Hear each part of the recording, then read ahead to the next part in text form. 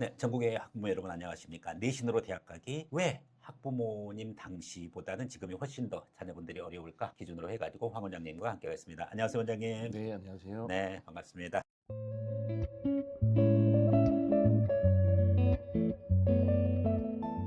잘 지내셨죠? 네네, 네, 잘 오늘은 지내고 드디어 있습니다. 내신을 가지고 테마를 잡으셨어요. 특별하게 내신을 주제로 했던 특별한 계기가 있으신가요?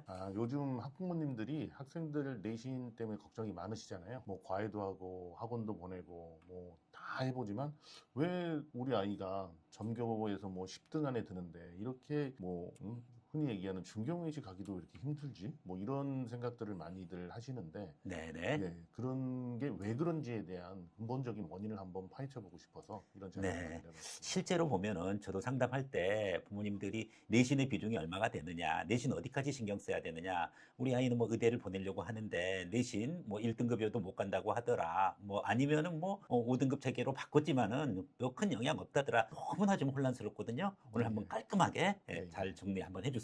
네, 네, 네. 알겠습니다. 그러면은 네, 구체적으로 한번 들어가 보도록 하겠습니다.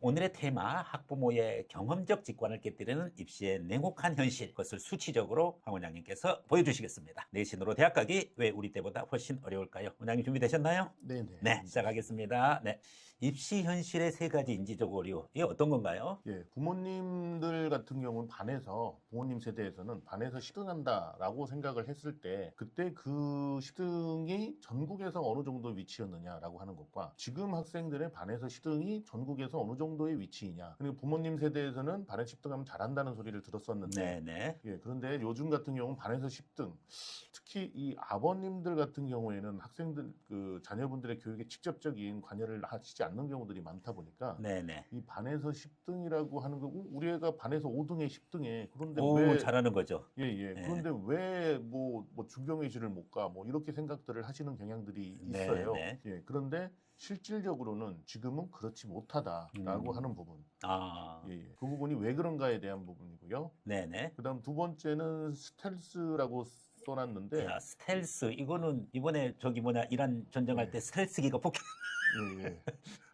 예, 그렇죠. 보이지 않는, 예, 어, 잡히지 않는 통계에 잘, 예, 어. 통계에 잡히지 않는 게 아니라 부모님들 레이더망에 잡히지 않는 거죠. 정말 스텔스기네요. 예, 네네. 예. 이 학생들이, 사실 전기고, 후기고라고 요즘 얘기하잖아요. 네네. 근데 부모님 세대에서의 전기고는 일반 인문계 고등학교였고, 네네. 후기고라 그러면 이제 연합고사가 떨어졌다든가 아니면은 음, 전기고, 인문계 고등학교를 가지 못한 학생들이 가는 게 네네네. 후기고였거든요. 네. 근데 요즘은 전기고라고 해서 자율고, 자사고, 자공고, 특목고 이런 예. 쪽에서 학생들을 싹 다 잡아가 버리죠. 상위권 네네네. 학생들을 데려가 버리고 그 남은 학생들이 일반 인문계 고등학교를 일반고라고 부르는 일반 인문계 네. 고등학교를 가게 됩니다. 근데 이런 예전에는 그 자율고 특목고가 아예 없었잖아요. 그렇죠. 뭐 없는 상태에서, 과학고라든지 네네. 예, 일부 서울 지역의 네. 외고 뭐 이런 정도만 있었죠. 음, 예, 그런데 요즘에는 특히 이 학생들이 기숙 학교가 많아요. 아, 그러다 보니까 주변에 버스 타고 돌아다니는 애들도 없는 네네네. 거죠. 그리고 가끔 이제 걔네들이 한 달에 한두 번 정도 나와가지고 시내에 돌아다니는 거 그런 네네. 상황이기 때문에 이게 보이지가 않는다는 거죠. 아, 이 학생들이. 주중에 학원에서도 안 보일 거 아니에요, 그러면. 그렇죠. 정말 숨어 있는 거네요. 예, 예. 네, 스텔스. 세 번째, 병목은 뭔가요? 예, 예.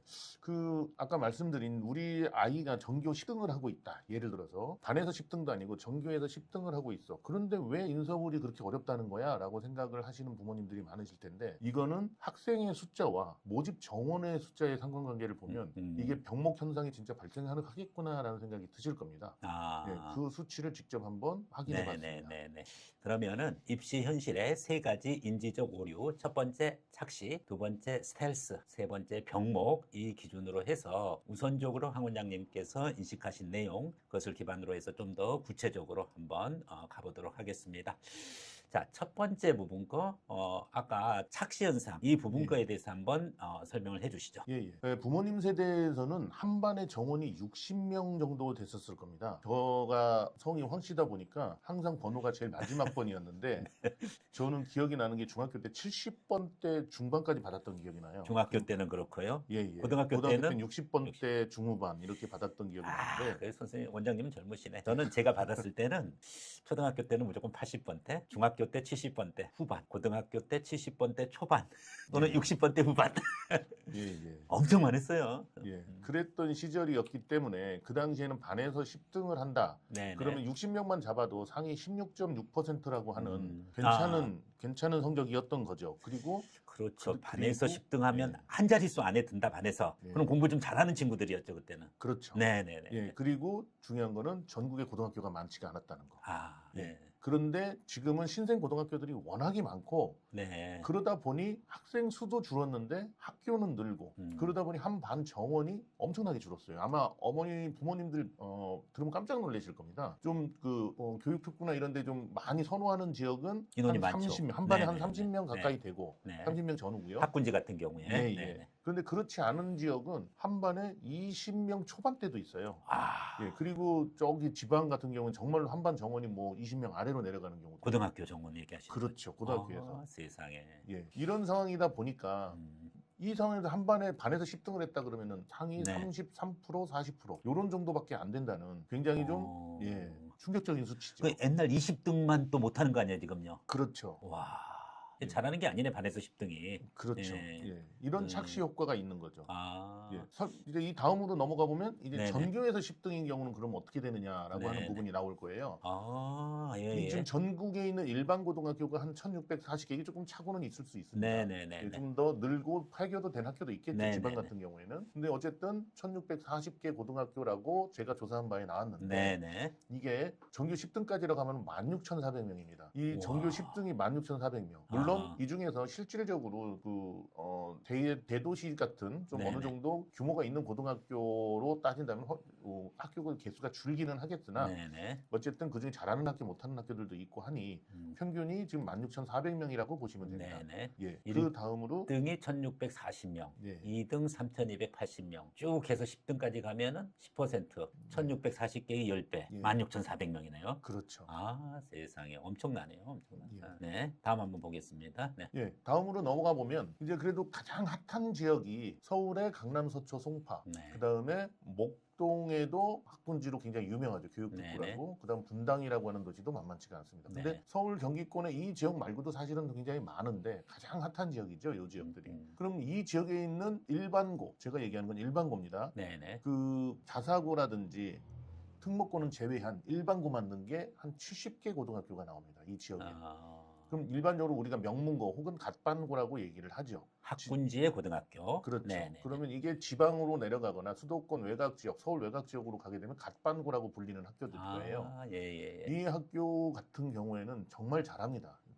이 학교 학생들은 상위 30%만 잡더라도 네네. 일반 고등학교, 음. 일반 외곽 지역 고등학교에서는 거의 정교 석차권 안에 든다라고 얘기할 수 있을 정도의 실력을 가진 학생들인데 예. 그 30%만 잡으면 90명 정도가 되죠. 네네네. 그 90명이 70개 교라 그러면 6,300명 정도가 된다는 결론이 나오거든요. 아, 이 학생들만 6,300명이고 이거를 이제 아까 말씀드린 각 지초 단체들의 갓반고들 있잖아요. 네네네. 그 갓반고들로 확장을 한다면 네. 이게 최소 3배 이상은 될 것이다. 아, 3배 이상은 훨씬 넘겠죠. 네네네. 그래서 저는 이제 대충 3만 명은 달하지 않을까라고 생각을 하는데 네. 좀 보수적으로 한 2만 명만 잡아도 아까 말씀드린 학생들하고 합치게 되면 네네. 이 학생이 거의 5만 명 가까이 됩니다. 그러면은 이 부분 거 지금 이 학군지의 학교 여기 아까 원장님이 얘기했던 스텔스 예, 예. 스텔스 현상인 거죠. 예. 네, 착시 현상이 그 아니고요. 학생들은 이제 다음에 나오죠. 일단 그 스텔스 학생들은 기준으로. 이제 아직 네네. 하지도 않았어요. 예예. 일단 스텔스. 네. 예. 다음 거 한번 또 보도록 하겠습니다. 네. 예, 아까 말씀드린 일반고 데이터에서는 잡히지 않는 학생들. 네네. 이 학생들이 전국의 자율고, 특목고 합쳐서 합쳐서 한 300개 정도가 되거든요. 음. 예, 이 학교들 중에 아까 말씀드린 30% 대략 3분의 1 정도. 네네. 300개 학교에 300명만 잡아도 9만 명이죠. 네. 사실은 이런 학교들은 인기가 높기 때문에 좀 더 많은 경우도 인원수가 더 많은 경우도 많아요. 네. 예, 그런데 한 300명만 잡는다고 쳤을 때 그의 3분의 1이면 3만 명입니다. 이 학생들이. 네. 그러면은 이 학생들 3만 명에 조금 전에 말씀드렸던 갓반고 학생들. 그렇죠. 네네. 그 학생들이 한 2만 명 될 수 있고 그러면 이게 네. 5만 명이잖아요. 그 다음에 아까 네. 일반 고등학교 그냥 평범한 일반 고등학교 전교 10등만 잡아도 16,400명입니다. 엄청나네요. 예. 네.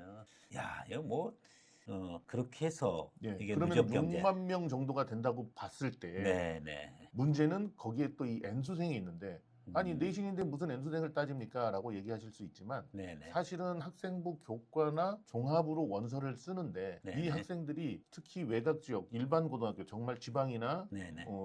수도권의 외곽 지역 학생들은 최저 등급을 못 맞추는 경우가 너무 많아요. 그죠. 예. 예, 그 최저 등급 때문에 사실은 높이 못 쓰게 되는 경우들도 많고. 예, 그럼 이 학생들이 어쩌냐면 재수를 해서 수능으로 최저를 맞춥니다.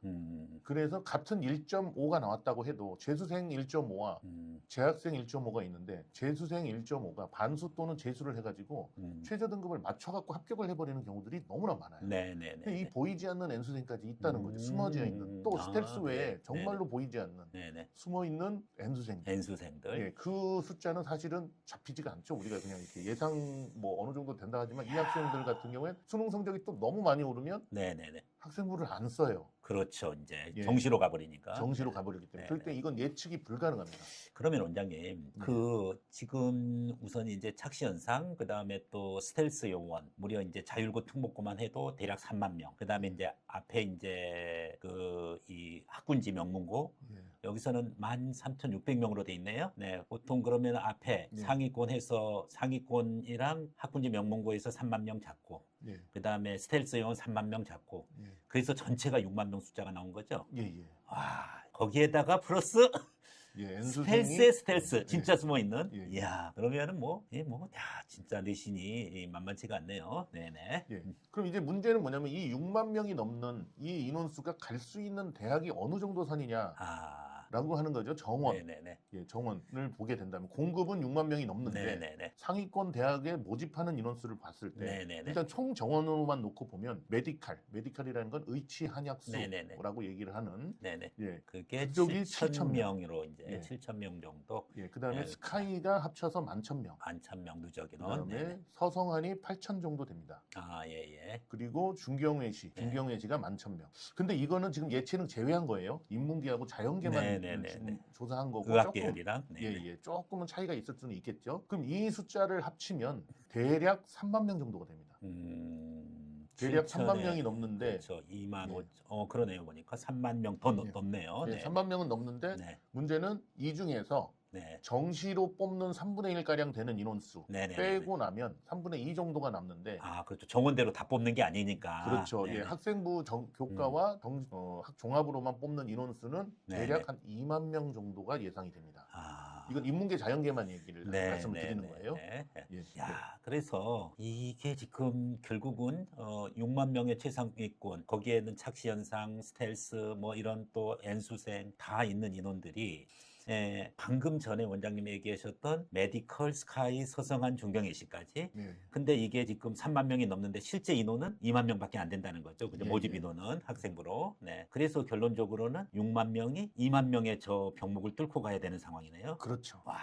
예. 결국은 내신으로 대학 이거가 예전에 공부 좀 우리 했다는 부모님들 이해가 안 가시 많이 네네. 이해가 안 가실 텐데 지금 이 현상이 결국 수요와 공급에서 네네. 공급이 아무리 학생 수가 줄었어도 네네. 어쨌든 중경외시 이상까지 간다라는 거는 내신으로 붙는다는 게 예, 예. 얼마나 어려운 일인지 그러다 보니 상위권 고등학교 갑방고라든지 네네네. 아니면 자율고 특목고 이쪽에서는 이 상위권 학생들이 몰려 있는 학생들은 네네. 학교들은 결국 이 학생들이 내신을 다 포기하고 네. 정시로 돌아서는 이런 상황이 음. 발생을 하는데 네네. 예, 이것은 어느 게 그럼 더 좋은 거냐라고 했을 때 사실은 네네. 말씀드리기가 어렵죠. 예, 왜냐하면 예, 예. 대학에서는 선별을 할 때 음, 그 고등학교에 대한 통계도 다 가지고 있을 거예요. 그렇죠. 그렇기 때문에 네네.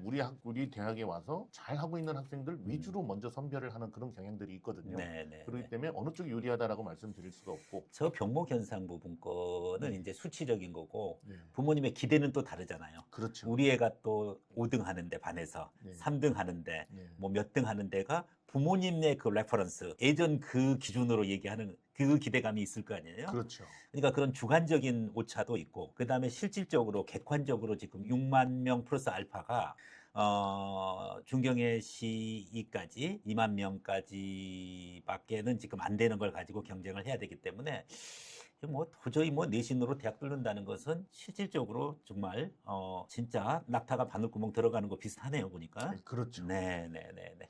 예, 그래서 네. 일단 오늘은 내신으로 대학 가는 게 네네. 정말 왜 어려운지, 왜 그렇게 힘들었는지에 대한 원인을 분석했던 거고, 네네. 이제 앞으로는 내신, 그러면 이거 이외에는 그런 방법이 없는 거냐, 대학을 가는 게. 네. 예, 그런 부분들에 대해서 한번 다시 또 고민해 볼 수 있는 자리를 마련해 보도록 하겠습니다. 그러면 이제 여기에서 누군가에게는 분명히 병목이고 한계가 있고 내신으로 대학 간다는 것은 이상이다. 그런데도 불구하고 뭔가가 틈새가 또 있는 그런 부분이 있는 모양입니다. 예, 예. 네, 그 부분 것은 그러면은 다음번 영상에서 우리가 확인해 볼 수 있는 건가요? 예, 예. 네, 알겠습니다. 네, 학부모 여러분, 오늘 내신으로 대학 가기 과거와 현재, 그리고 또 우리 부모님들이 겪고 있는 착시 현상, 또 스텔스 효과, 이것을 기준으로 해가지고서 그 한계를 오늘 적시를 해주셨고, 황 원장님께서 다음번에 그럼에도 불구하고 어떻게 하면은 내신 학생부 교과 또 학생부 종합으로, 그리고 또 일부 병목 현상을 틈을 이렇게 꿰뚫 수 있는 그와 같은 틈새 전략은 무엇인지 다음번 영상에서 보도록 하겠습니다. 황 원장님 오늘 너무 좋은 귀한 자료 그리고 좋은 말씀 감사합니다. 감사합니다. 예, 예.